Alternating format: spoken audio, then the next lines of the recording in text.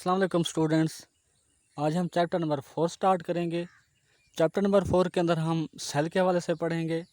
तो आज हम डिस्कस करेंगे emergence and amplification of cell theory. ठीक है ना, कि सेल थ्योरी जो है किस तरह हमारा वजूद में आई थी। इसमें हम सेल की डिस्कवरीज पढ़ेंगे कि किसने सेल को डिस्कवर किया था, और सेल थ्योरी के हवाले से डिस्कस करेंगे। तो आज हम डिस्कस करेंगे contribution of scientist. Contribution of scientist से क्या मुराद है कि किन किन साइंटिस्ट ने सेल के मुतालिक क्या मॉडल प्रपोज किया, क्या हाइपोथेसिस दिया, किसने सेल डिस्कवर किया। ठीक है ना, सब साइंटिस्ट की कंट्रीब्यूशन को डिस्कस करेंगे। और हम डिस्कस करेंगे सेल थ्योरी को। इसके बाद cell as a unit of structure and function. तो first of all contribution of scientist. तो कंट्रीब्यूशन ऑफ साइंटिस्ट में पहला जो साइंटिस्ट है रॉबर्ट हुक। रॉबर्ट हुक ने 1665 के अंदर सेल को डिस्कवर किया था। ठीक है ना, उसने जो वर्क किया तो उस दौर में एक मशहूर पब्लिकेशन हुआ करती थी माइक्रोग्राफिया। ठीक है, उसमें जो अपना वर्क है वो पब्लिश करवाया। उसने किया क्या था, सेल कैसा डिस्कवर किया कि उसने ही prepared section of cork. Cork is made of dead plant. उसने क्या किया, एक कार्क का छोटा सा हिस्सा लिया। कार्क क्या है कि ये जो मुर्दा पौधे होते हैं उनकी जो छाल है उसका टुकड़ा ले लिया, उसको कार्क कहा जाता है। ठीक है ना, उसने क्या किया, उस कार्क का उसको कंपाउंड माइक्रोस्कोप के अंदर उसका मुआयना किया। ठीक है, उसने क्या देखा, उसने देखा कि ये जो कार्क है इसके अंदर हनी कॉम्ब लाइक कंपार्टमेंट्स पाए जाते हैं। शहद की मक्खी का जिस तरह छत्ता होता है उसमें छोटे छोटे खाने होते हैं, कंपार्टमेंट्स होते हैं, वो पाया जाता है। ठीक है ना, तो उसने इनको सेल का नाम दे दिया। ठीक है, उसने क्या कहा कि ये क्या है, सेल हैं। तो उसने क्या कहा, सेल जो हैं वो एम्प्टी स्पेसेस हैं कि इनके अंदर कोई भी चीज़ नहीं पाई जाती, ये खाली जगह ही होती हैं। ठीक है, इसके बाद लॉरेंस ओकन 1805। ठीक है, वो क्या था, एक जर्मन साइंटिस्ट था। उसका क्या कहना था, ही believe that the organism consist of vesicles, के जितने भी ऑर्गेनिज्म हैं ये छोटे छोटे थैलियों से मिलकर बने होते हैं, वेसिकल से मिलकर बने होते हैं। उन वेसिकल्स को सेल का नाम देते हैं। इसके बाद है जीन बैप्टिस्ट डी लामार्क। ठीक है, इसके बाद क्या है, Jean Baptiste de Lamarck. Jean Baptiste de Lamarck ने क्या कहा कि no body can have life, कि कोई भी जिस्म उसके अंदर जिंदगी नहीं पाई जाती जब तक if its parts are formed by cellular tissue, अगर उसके जो हिस्से हैं, पार्ट्स हैं, वो सेलुलर टिश्यू, सेल से बने हुए टिश्यूज पर मुश्तमिल ना हों, या सेल से बने हुए टिश्यू से मिलकर ना बने हों। ठीक है, ये किसने कहा था, जीन बैप्टिस्ट डी लामार्क ने। इसके बाद रॉबर्ट ब्राउन आया। रॉबर्ट ब्राउन ने 1831 के अंदर न्यूक्लियस को डिस्कवर किया था। क्या किया था, न्यूक्लियस को दरियाफ्त किया। ठीक है, अब सेल के अंदर उसने न्यूक्लियस दरियाफ्त किया तो उसने चेंज कर दिया, change the Hooke's idea that cells are empty spaces. ठीक है ना, रॉबर्ट हुक ने क्या कहा था, उसने कहा था कि ये हनी कॉम्ब बोले एक कंपार्टमेंट्स हैं। ठीक है, शहद की मक्खी की तरह जो कंपार्टमेंट्स होते हैं वो हैं, और इनको उसने एम्प्टी स्पेसेस कह दिया कि इसमें क्या है, खाली जगहें पाई जाती हैं। लेकिन जब रॉबर्ट हुक ने सेल के अंदर न्यूक्लियस को दरियाफ्त किया तो उसने उनका जो आइडिया है ये चेंज कर दिया, डिसप्रूव कर दिया कि सेल अब क्या है, खाली जगह नहीं है। ठीक है, इसके बाद थ्यूडर शिवान और शलीडन आए साइंटिस्ट। ये दो साइंटिस्ट थे। शिवान जो है ये जर्मन जोलॉजिस्ट था, इसने 1839 के अंदर वर्क किया। और शलीडन भी जर्मन बोटैनिस्ट था, इसने 1838 के अंदर अपना वर्क किया। इन दोनों ने इंडिपेंडेंटली अलग-अलग अपना काम किया, वर्क किया। उन्होंने क्या डिस्कवर किया, उन्होंने बुनियाद रखी सेल थ्योरी की, फार्मूलेटेड सेल थ्योरी। उनके मुताबिक जो सेल है ये 3 बेसिक पार्ट्स का हिस्सा होता है। वो कौन कौन से होते हैं, हिस्सा होते हैं कि सेल के अंदर क्या होता है, दरमियान में न्यूक्लियस पाया जाता है, और सेल के इर्द गिर्द जो है न्यूक्लियस के इर्द गिर्द क्या है, साइटोप्लाज्म पाया जाता है। और सेल के बाहर जो है क्या होती है, प्लाज्मा मेम्ब्रेन पाई जाती है, ठीक है ना। उसने ये 3 काज पेश किए थे सेल थ्योरी के हवाले से। उसने क्या कहा था कि एक सेल होता है, सेल के दरमियान में न्यूक्लियस होता है और न्यूक्लियस के इर्द गिर्द क्या है, साइटोप्लाज्म पाया जाता है, ठीक है। और सेल के बाहर एक कवरिंग होती है जिसको उसने प्लाज्मा मेम्ब्रेन का नाम दिया, ठीक है।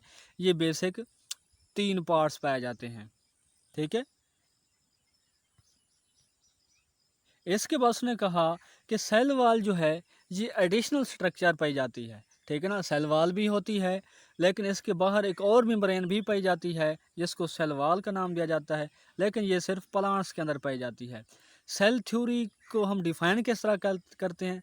Cell theory state that all living things composed of cell and cell products, जितनी भी जानदार चीज़ें हैं वो सेल पर मुश्तमिल होती हैं और सेल से बनी हुई चीज़ों पर मुश्तमिल होती हैं, ठीक है। इसके बाद एक्सटेंशन ऑफ सेल थ्योरी, मतलब जब श्लिडन और शेवान ने अपना सेल थ्योरी पेश की तो इस हवाले से सेल को मज़ीद डिस्कस किया गया, नई राह मिल गई इसको साइंटिस्ट को सेल के बारे में पढ़ने से, ठीक है ना। तो कुछ और साइंटिस्ट मैदान में उन्होंने सेल में मज़ीद जो है ना तब्दीलियाँ देखी। सबसे पहले रोडोल्फ विर्को एक साइंटिस्ट आया जो कि जर्मन फिजिशियन था, जर्मनी का एक डॉक्टर था। उसने 1855 के अंदर एक हाइपोथेसिस पेश किया था। क्या किया था? हाइपोथेसिस बनाया था, मफरूज़ा पेश किया था कि new cells are formed by the division of previously living cells, ठीक है ना। उसने क्या कहा था कि ये जो नए सेल बनते हैं वो पहले से मौजूद सेल में तकसीम होने से बनते हैं, ठीक है। पुराने सेल जो पहले से मौजूद हैं वो तकसीम होते हैं तो वो क्या करते हैं, नए सेल बनाते हैं। उसने एक टर्म बनाई थी ओमेन सेलुला ई सेलुला। इसका मतलब यही बनता है कि जो नए सेल हैं वो पुराने सेल में तकसीम से बनते हैं, ठीक है ना। तो ये जो आइडिया था कि नए जो सेल हैं वो पुराने सेल की तकसीम से बनते हैं, ये अगेंस्ट था ए बायोजेनेसिस के आइडिया से, ठीक है ना। ए बायोजेनेसिस का जो आइडिया था उनके ख़िलाफ़ था। ए बायोजेनेसिस क्या था? ए बायोजेनेसिस का जो आइडिया था वो ये था कि लिविंग थिंग जो हैं वो arise from the non living thing, कि जितनी भी जानदार चीज़ें हैं वो बेजान चीज़ों से मारा से वजूद में आई हैं, ठीक है। ये किसका आइडिया था? ए बायोजेनेसिस का आइडिया था। शुरू में साइंटिस्ट जो है ना इस हवाले से बड़े तनाज़े खड़े हो गए थे। कुछ साइंटिस्ट का ग्रुप जो था वो कहता था कि जानदार जानदारों से ही मारा से वजूद में आते हैं, लेकिन कुछ साइंटिस्ट कहते थे कि जानदार जो हैं बेजान चीज़ों से मारा से वजूद में आते हैं। उन्होंने मच्छर के हवाले से कहा था कि मच्छर जो है ना अचानक ही कीचड़ से पैदा हो जाता है, ठीक है। हालांकि ऐसा बाद में साबित हो गया था कि जानदार चीज़ों से हमारा वजूद में आती हैं, लेकिन उस दौर में ए बायोजेनेसिस का जो आइडिया था ये हैवी रहा, ठीक है, पॉपुलर हो गया, लेकिन कंट्रोवर्शियल था, मतलब मुतनाज़ा खड़ा हो गया था जानदारों के हवाले से कि जानदार सिर्फ जानदार ही से मारा वजूद में आते हैं, ठीक है। लुइस पास्चर जो था एक साइंटिस्ट था, उसने क्या किया 1862 के अंदर अपना काम किया। वह ग्रेट साइंटिस्ट था। उसने क्या किया, सपोर्ट किया विर्कुज हाइपोथेसिस को विद एक्सपेरिमेंट। उसने विर्कू का जो हाइपोथेसिस था कि जो नए सेल बनते हैं वो प्रीवियसली सेल से उनकी डिवीजन से हमारा वजूद में आते हैं, उसने बजरिया एक्सपेरिमेंट ये साबित कर दिया था कि वाकई जो है ना ये बात विर्को की सच है। उसने उसके हाइपोथेसिस को सपोर्ट किया था, ठीक है।